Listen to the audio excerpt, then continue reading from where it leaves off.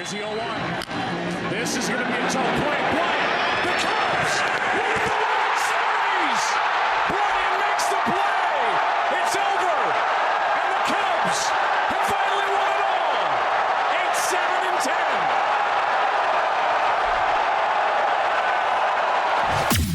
8-7-10. Welcome to Club 120. The ultimate roundtable for diehard Cubs fans and lovers of all things sports and lifestyle. Strike three, you're out. Hosted by Neil and Nate, two former baseball players and coaches turned loud mouths with strong opinions and even stronger banner. Get ready for quick-hitting, time-answer segments packed with wit, laughs, and the occasional heated debate. From analyzing Cubs on-field action to diving into off-field drama, no topic is off limits. So grab your glove, pour a drink, and pull up a seat at Club 120, where the banner's quick, the takes are hot, and the Cubs always come first. Let's get started. Play ball.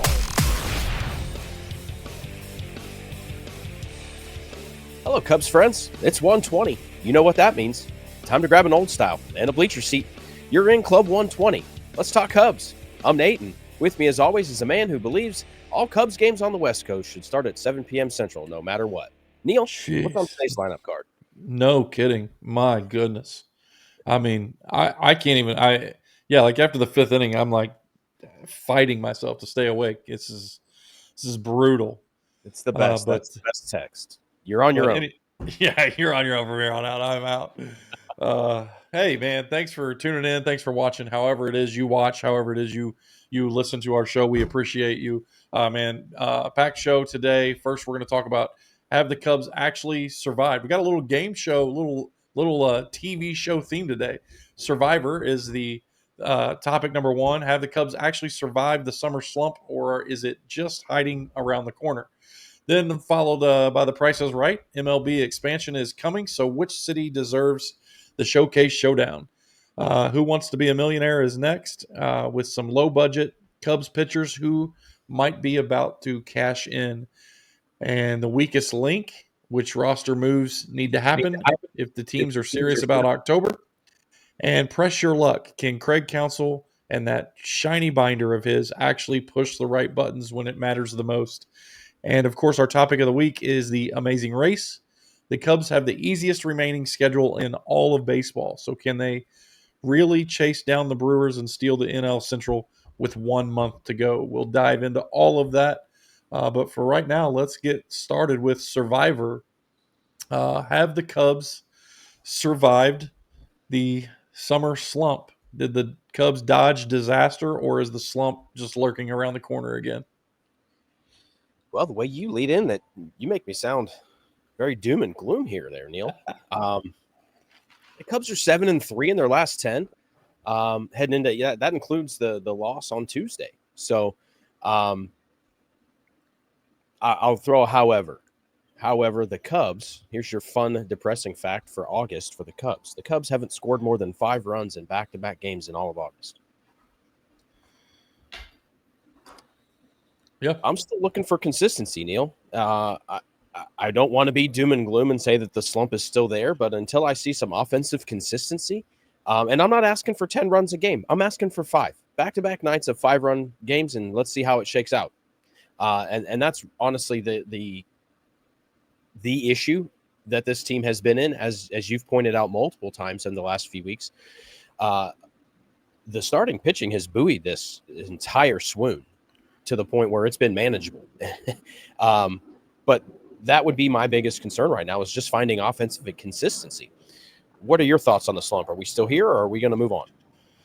No, I mean, I think we're starting to see signs of life, right? Like, I think PCA is starting to become the menace that he was in the first half when he gets on, when he, last night he legs out a what would be a single for any normal human. He legs that into a double. The other thing that we can't lose sight of is, he makes that play last night in center field that probably, 65-70% of fielders don't make that play.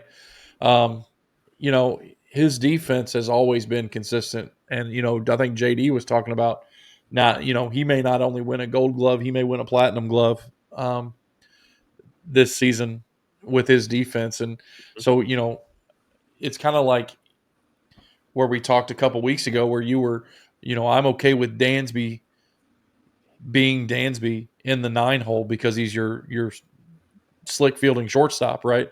And it's like I'm okay with Pete hitting 250. Like, I would like to see him walk some more, but I think the contact is there. Like it's there. Here's my thing with Pete is my emotions around Pete revolve around his emotions. Like sometimes he hits a hard ground ball to somebody and he throws absolute fit. And it's like, hey man, you're not going to get on base 100% of the time. And it's like, maybe I should feel more disappointed in him, but I don't. Like grab your glove, go out there and make another spectacular play like you have been, And I think Kyle seems to be figuring it out a little bit. So I think the slump's a little as far behind us as we can. I'd like to see Hap and Saya put a couple of bats together. Mm-hmm. But other than that, I think it looks behind us, man. Who is the bigger factor in the Cubs' offensive woes, Kyle Tucker or PCA? Oh, I think it was Kyle Tucker. I mean, PCA wasn't getting booed. No, but statistics are statistics, right? I mean, sometimes I don't know if we're watching the same game. Not me and you, just in general, like who's in that right. dugout. But I will say a little different. Yeah, like you said, Pete's throwing stuff from day one. Pete's been throwing stuff for years now, so the tantrums are the same whether he's out or safe half the time. It seems. Yeah, no, and I think Kyle. The thing is that you texted me the other night, and you were like, maybe spring training Kyle was a preview of what when he goes cold looks like. Like, yeah, that was a wild foreshadowing. If that's what it was, if that was him preparing us for what life is like with that in his cold winter. Oh my gosh, because it's like he forgot the rest of the tools to go along with it. At least when Pete, he wasn't running for a while, but Pete can leg out a double out of nowhere and turn an inning into a nightmare for another team. It just seemed like Kyle was just gone. And there was no contact. If it was contact, it was a ground ball through the hole or it was picked up by the first baseman. So we didn't want to turn this into a Kyle segment, but, those two guys were the lightning rods for that swoon that we saw. And I think it was more than that, though. Like, I think it was, Saya and Hap all just seemed to be slumping all at the same time. And, you can take one or two of those guys having a bad couple weeks or almost a month, but when it's all at the same time, and we still played 500 baseball through there. So, but that's a testament to starting pitching and how good you alluded to that. But all right, so the Cubs have survived. MLB itself is expanding. Let's play The Price is Right. Who looks good? Who's got the best showcase? Who is in line for a expansion team in MLB? Well, let's run them down here, and maybe we'll get a couple thoughts here. I have some thoughts here as well, but the short list is pretty simple. It's Salt Lake City, Charlotte, Nashville, San Antonio, Sacramento, Montreal, Mexico City, Oakland, Portland, and that rounds out your list. So are there any of them on that list that really stand out to you if you had to say, man, I got a really hot topic for what this team should be called, or they should deserve it, or why? Okay, so here's my thing. Because they're basically the same type of people and same type of demographics and just one's on a coast, I don't think Nashville and Charlotte, I think that's one or the other. Okay. I think if you give one to Nashville, you're not going to give it to Charlotte. If you give one to Charlotte, you're not going to give one to Nashville, if that makes sense. Yeah.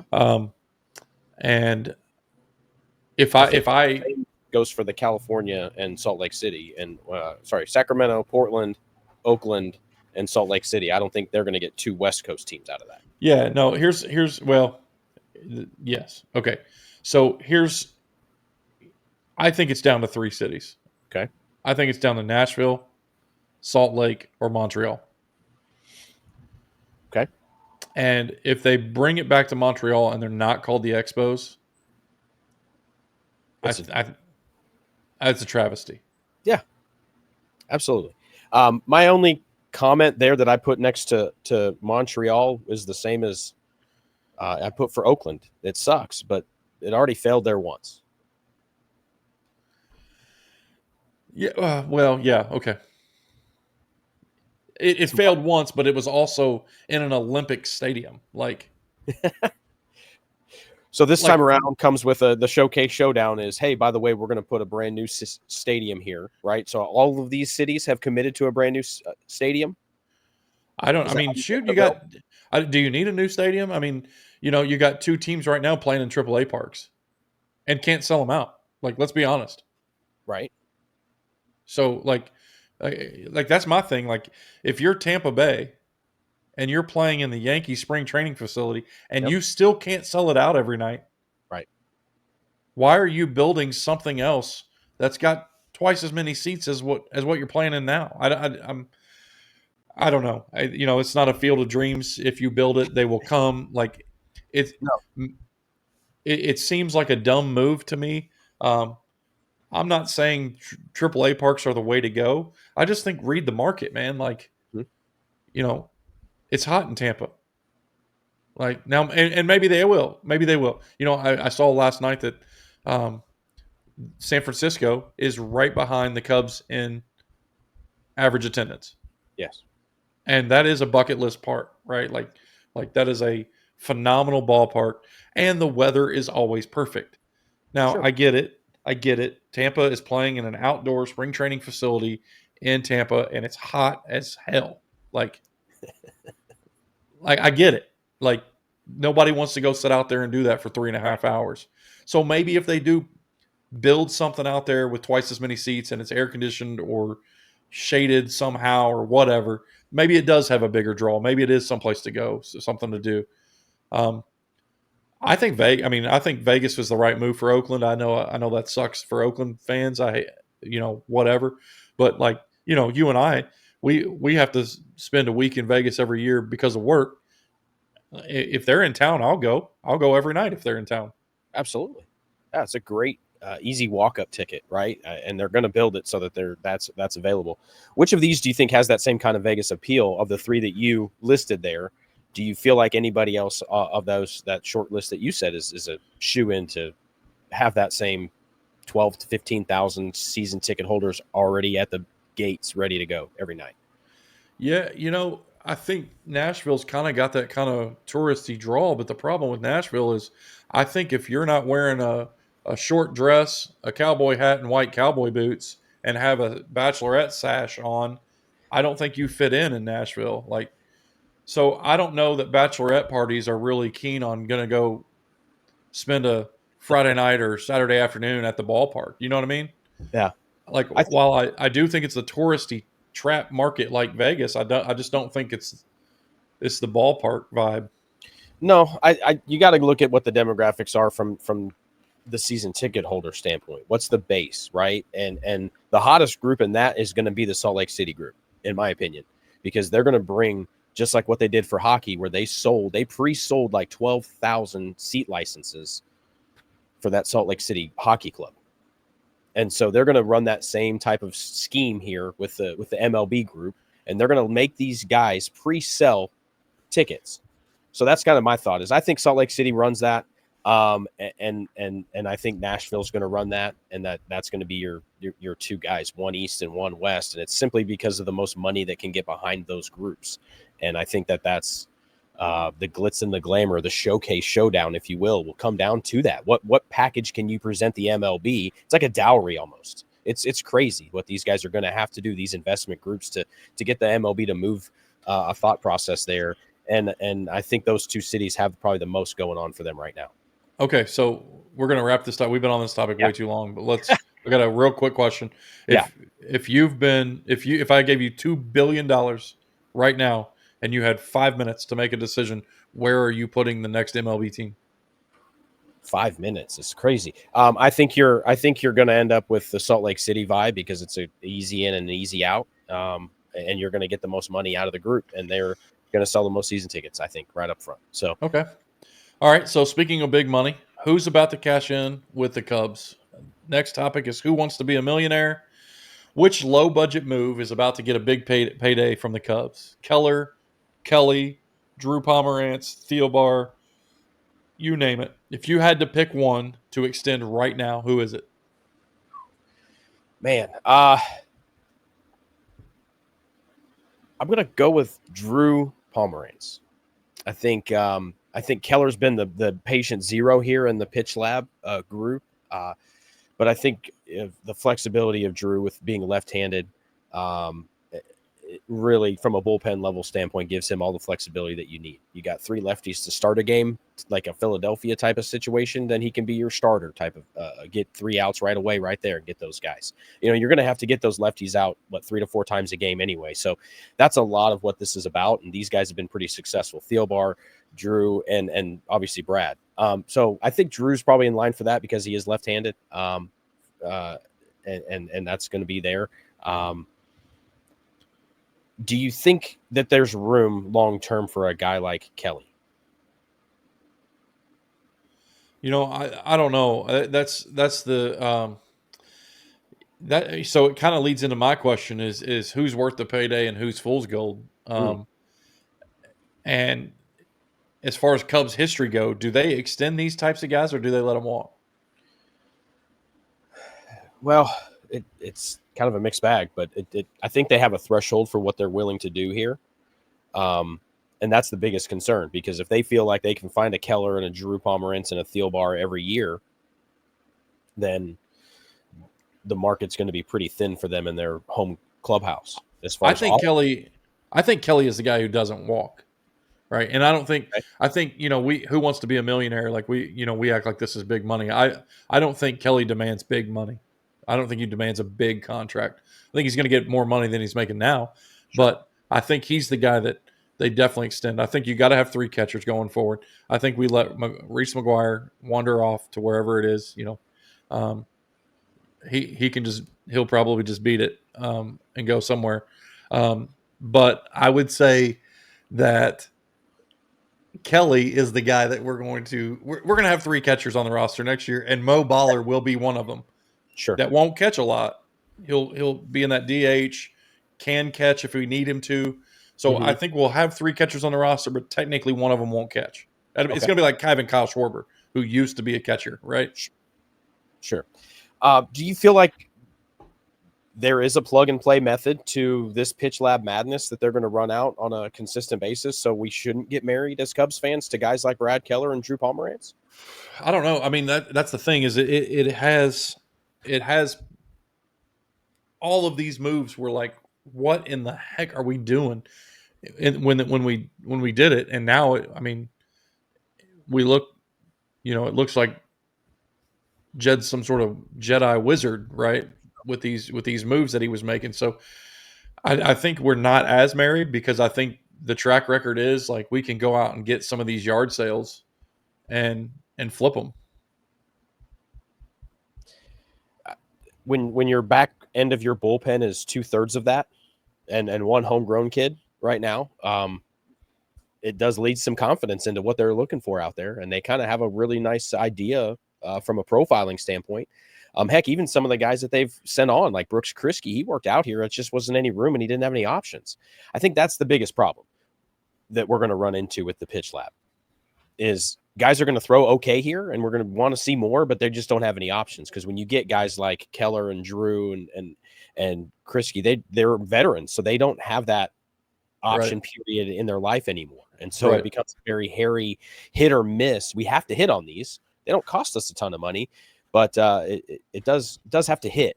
Yeah. Otherwise, it becomes a very costly transactional lifestyle, and that's just not going to be good for a winning program. Honestly, it just can't. You can't run 33 pitchers out in a year.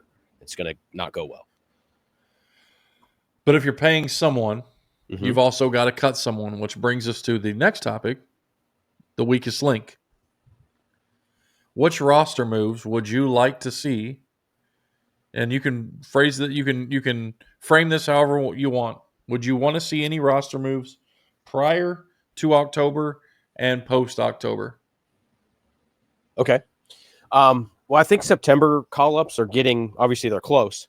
So predicting them is getting a little more clear. I think we're going to see Porter Hodge, and I think we're going to see Mo Baller. I think those are the two And the reason that this is this year, this isn't about giving a kid a chance. We're actually going to see if Porter Hodge can make the postseason roster in September. And I really do think that they want to give, I believe that they want to give Casey and Mo Baller a chance to have some sort of potential contribution in the postseason. The one move that I do want to say, the weakest link right now, he's on the DL. So he kind of slinked off last week to the DL, and that's Ryan Brazier. He's got to go. And I would, if that's a Porter Hodge or Jordan Wicks type of a battle for September, kind of a death match, then let's see it. Let's see those two kids perform and get another weapon for the bullpen from that perspective. I do have one. Do you feel like, Neil, that there is some weakness in the lineup right now that could be used or buoyed better with Craig, and some flexibility that we have with a kid that, might be 6'5" and orange hair? Yeah, I mean, he's got to play more. I don't understand. We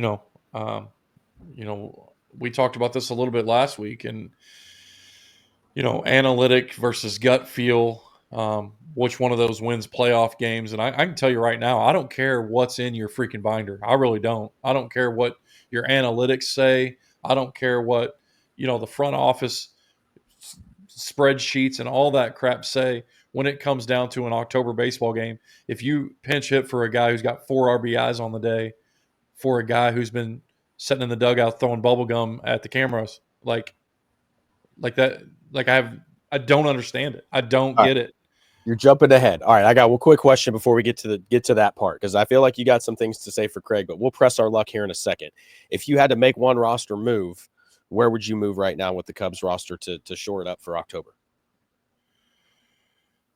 I mean, that's so hard because, I don't know that it's a roster move. I mean, to me, it's like I'd rather, if we're going to waste at bats with the way that Seiya looks at the plate, I'd rather see Owen Casey take those at bats. I'd rather make a roster move and see Mo Baller take those at bats.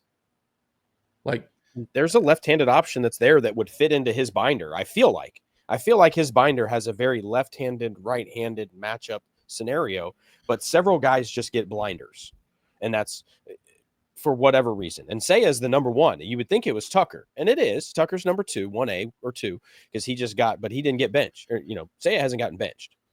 Tucker did. No offense, but that's what that was. You're going to sit down for a couple days, and you're going to really have to come knock on my door and tell me you really want to play baseball again. And he did. He answered the bell. Good for Tucker.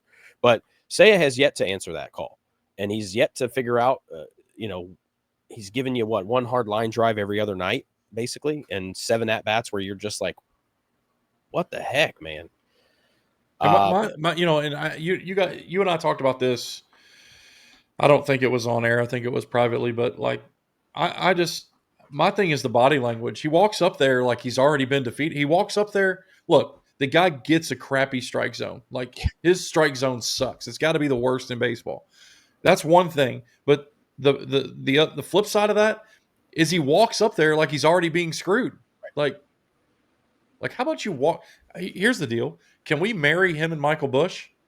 Like, when's the last time Michael Bush saw a pitch? Like, first pitch of the game. Yeah, he ambushes. He says, if I see it, I'm going to get it. Now, the good news is hitting's hard, Neil. We both know that. So, typically, though, Michael Bush ambushing the first pitch has been relatively successful.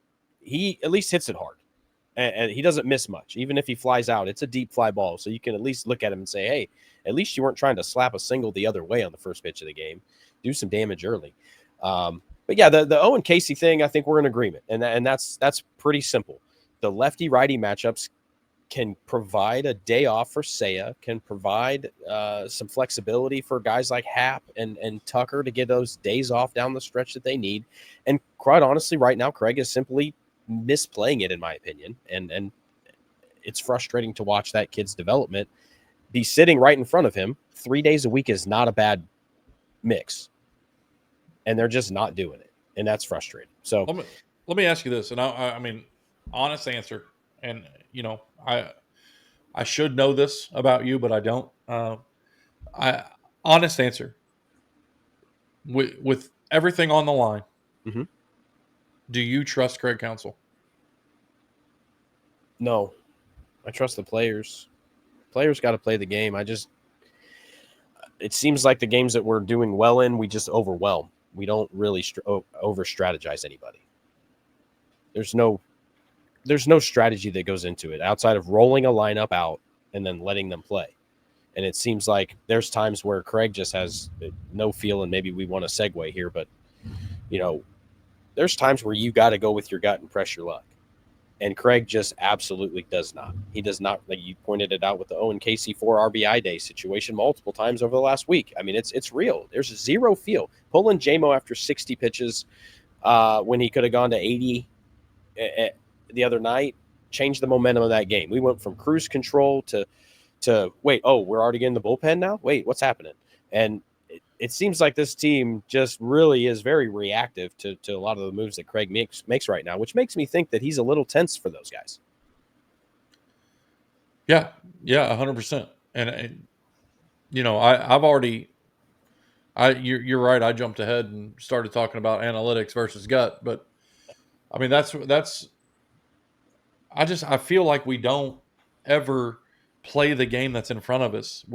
It's like we're reading some sort of playbook. Like this happened, so I should do this. It's like those guys at a high school football game that think they should be coaching and tell you that based on what the score is right now, you should go for 2.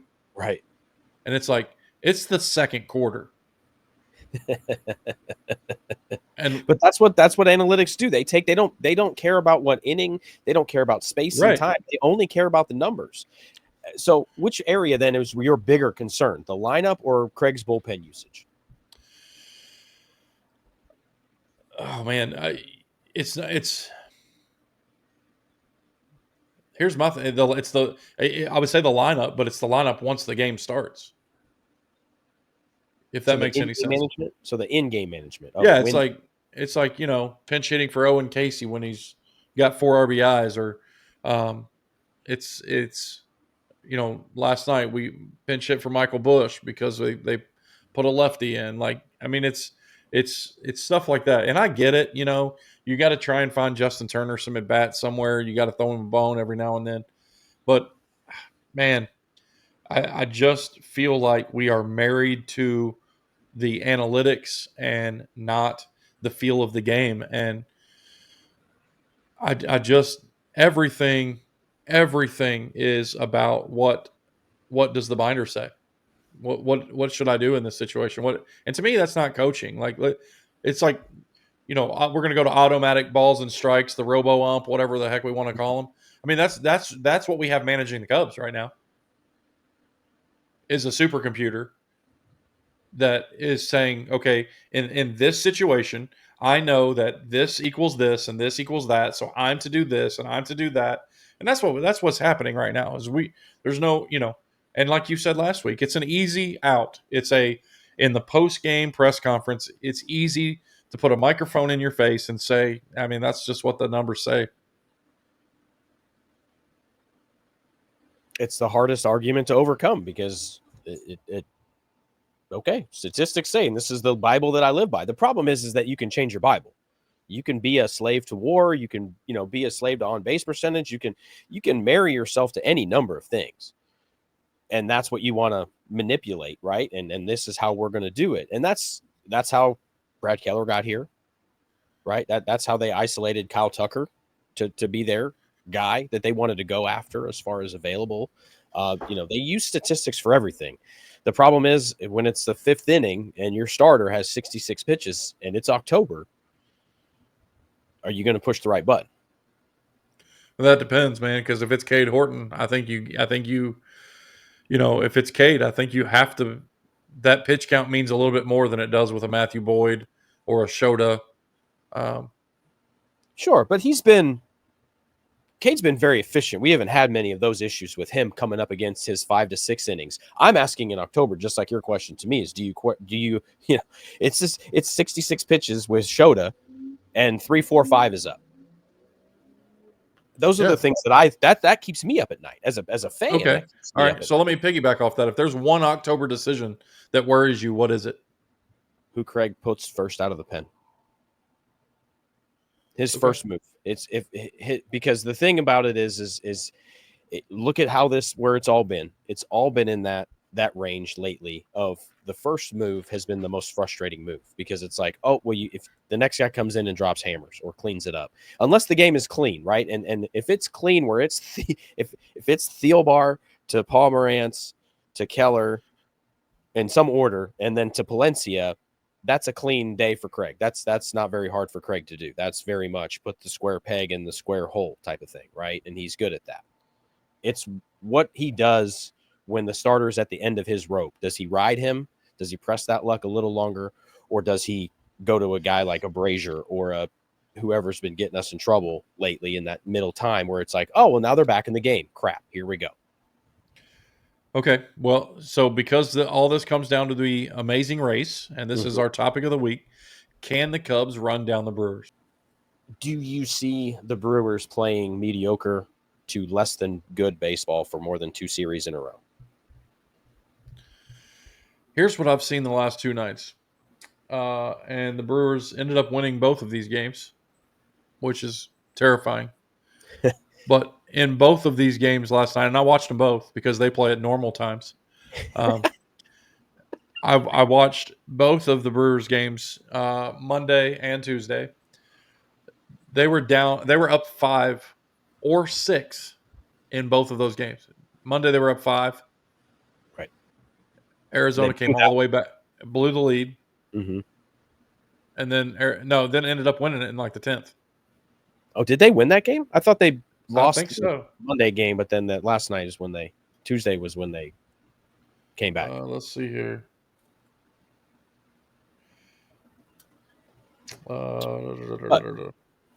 So, the Brewers, so Monday night they won 7-5. They blew the lead, but then ended up coming back. And then last night they blew a 6-0 lead. Yeah, and win it again 9-8. Right. And so, what I like to see is that they're blowing some big leads. Mm-hmm. What I don't like to see is that they're responding when they do. That's what I have right here. Honestly, Neil, it's I just don't see the Brewers playing mediocre baseball for multiple series in a row, and we played mediocre baseball. We played 500 baseball for a while now, and that's what they took advantage of. And they're winning their series. They're sweeping. You know, they had a long win streak, obviously, but since then, again, same deal, same team going through a little bit of a skid, but they just don't play mediocre baseball for 2 nights in a row. They're too good at the contact game, and they're too good at that counter punch game. They don't mind getting punched in the mouth. They don't mind being down 3-0 in the third because you got to Freddie Peralta one time. Oops. Yeah, Freddie's going to strike out 9 now, and we're going to get back in this in 3 innings or less. And that's a scary proposition. Is there a good matchup that you're eyeing as we look at October right now? No. I mean, that's the thing is, you know, my question to you was how many games is too many games with 30 left? And, you know, we had an opportunity. I think we could have cut it to 4. Yep. I don't know, man. Every matchup scares me, honestly, at this point. Like, there's too many guys in the lineup that aren't hitting. You know, I think Tucker's starting to figure it out. PCA's coming back to form. Mm-hmm. But, you know, we need Hap. We need Seiya. I mean, Seiya's going to have to catch on fire or we're going to have to move on. Like, I don't know what else to do as far as that goes. Because I think, to me, I'd rather see Owen Casey. If those are just going to be outs, like, let's see Owen Casey get out. Yeah. There's definitely some things here over these last, 25, 30 games that I would really like before we start thinking about matchups and would I rather see this or that on so many levels. The only one that I wouldn't mind seeing is the guys we actually started talking about, which is the Brewers. Simply because I know that any day, anywhere, any series, I can take them. Are they good and are they going to be tough out? Absolutely, every night. But at least you know what you're going to get with them. You're never going to get star powered. You're you can't take your foot off the gas for 7, 8, 9 type of a thing. And yet they're pretty straightforward. The other matchups are a lot more hairy for me. But in the end, this race is down to the schedule. You mentioned it. The Cubs have the easiest closing schedule of anybody. Are there enough games left against the Rockies and these sub 500 teams to put us in position where we could have a really fun last week of the season? No. Okay. And I'm going to tell you why. All right. Because when we're down 3 runs with 3 innings to go, we punt. Like, how many times have you seen that? Like, I don't know where it was the other night. We were down like 3. I don't know, 3 with I think in the 7th, and we took Dansby out and put Castro in it, or moved Nico to short, put Castro at second. It's like, it's 5-2. What are we doing? Yeah, like we're just punting the game. Like it was just 2-1. Right. Yeah, and it's so frustrating because it's like there are no more throwaway games. There are no more games where, and if we're being honest, there are no throwaway games. Like, and that's the thing. That's the big difference to me is the Cubs in the first half. You were down 5 runs with 2 innings left. You felt like the Cubs still were going to win the game. Like, yeah. Their offense was just crazy electric. Like, so much traffic, so much mayhem, like craziness. And it's like now we've kind of got this safeguarded. Like, I tell you what it is. It's like basketball. It's like when a team with 2 minutes to go starts playing to not lose. Right. And that's exactly what it feels like. It feels like that since the All-Star break. Like, okay, we're not going to try to go out and blow doors off anymore. We're just going to try to not lose a wild card spot. So let me ask you this question then. Do you feel like being able to turn that switch on and off in baseball is a actual thing? No, absolutely not. You can't go all Michael Jordan on the game? I don't think so. I think I think in baseball more than anything, it's hard for a leopard to change his spots. Like, I think at the end of 162, you are what you are. And I think if we enter the playoffs and try to play the game differently than we have, it's not going to end well. One more question about this amazing race, and we'll bring another club in here that we haven't really talked about much, but they've been going through it too. The 2 teams that were the darlings of the first half of the season have gone through a little swoon here in the summer, and the Cubs and the Dodgers find themselves in wild card contention right now. Dodgers actually crept back into first place this last week, but which of those 2 contenders has more questions heading into the last month of the season? The Cubs or the Dodgers? Oh, I think the Dodgers do. Because here's the thing about the Cubs. It's like we talked about last week with zero-sum Tom. Like we're 2 off seasons away from having nobody on the roster. Yeah. And they've got guys on their roster that they have to pay until, who knows when. I mean, they've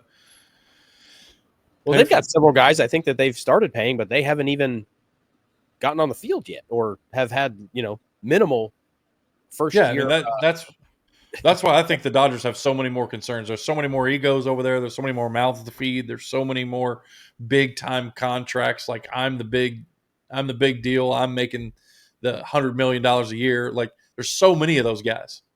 And what's funny that like the guy who earns the most of it and who genuinely deserves the most of it is the most humble of all of them. Like I don't think there's a better guy out there than Shohei Ohtani. Like, I mean, he is an absolute, he's the guy that gets drilled in a game and is like yelling to his bench, like, just stay there. Yeah. Like, just stay there. Like, yeah, he's quite the giant of the game right now. And somehow unfortunately, I think that Dave Roberts might actually have that whole thing figured out, that whole mire actually figured out of who's where. And I don't even know. I don't know if they've ever played with their full 26 that they actually intended to yet. But I think he actually has a better pulse on that than what we've got going on over here. And that scares the heck out of me. And that's just a nod back to the clubhouse because that's the Binders problem. I think Dave Roberts has a great feel for what's going on down there, including all those egos. And I think our manager looks in his binder and goes, I don't know what PCA is throwing his helmet again. I don't have a category for that. Dave Roberts is the only manager I've ever seen in a playoff game walk to the mound, have a conversation with a pitcher, and then walk back to the dugout and not remove him from the game, because that's how he manages the game. He doesn't. I don't care what a binder says. I care what's your gut telling you right now. Are you going to get this guy out, or do I need to bring somebody in that will? Like, sure. And you know what? And that's the thing, is he's okay dying on that hill too. I think he's got enough skins on the wall. I mean, remember when he used to be getting fired every year from that job? He's been there 10 years, but he's been getting fired for that thing for so long that he is so casual now. And maybe we should take a little bit of that, because I'm sure the Dodger Twitter is blowing up about their little skid right now. But at the same point, you look in their dugout and you look at what they're doing on a daily basis, and it seems to be the same stuff every day, even whether they're winning or losing, and they do all that stuff. And you know, we go through a couple game skid here, and we get so tight that you couldn't clinch, two nickels together between their cheeks half the time. Right. So that would be my concern about this. And I hope that during this last few weeks here, Neil, that we get back to that fun team that was facing those Dodgers early in the season, and the Padres, and going toe to toe with those guys, because that's who we're going to have to go toe to toe with in a few weeks. The Angels and the Rockies are going to be gone soon, and that's what's going to be left, is those 6 best teams in the National League. So I'm looking forward to it. It's going to be a fun time. Yeah, and we proved early in the year we can play with absolutely anybody they put in front of us. Yeah. We just got to go out and do it, and I think we got to get back to playing loose. And I think we're okay. We just let's just get to that, and then hopefully loosen up a little bit. But it's hard to flip a switch. Right. Absolutely. All right, man. That's it. Thanks for tuning in. Thanks for watching along. That's our show for the day. We appreciate you as always. Be sure to like, follow, subscribe. We're on all social media platforms at Club120 Show. Visit us online at club120show.com. That's all for us. Go Cubs, go. Go Cubs, go. This has been Club 120. Neil and Nate have practically spent their entire lives doing something centered around baseball. And with these guys, you're going to get quick-hitting, time-answer segments packed with wit, laughs, and, yes, heated debates. We hope you enjoyed the show. If you did, make sure to like, rate, and review. We'll be back soon. But in the meantime, you can find us on all social media platforms at Club 120 Show. And, of course, the website at www.club120show.com. Until next time, go Cubs, go!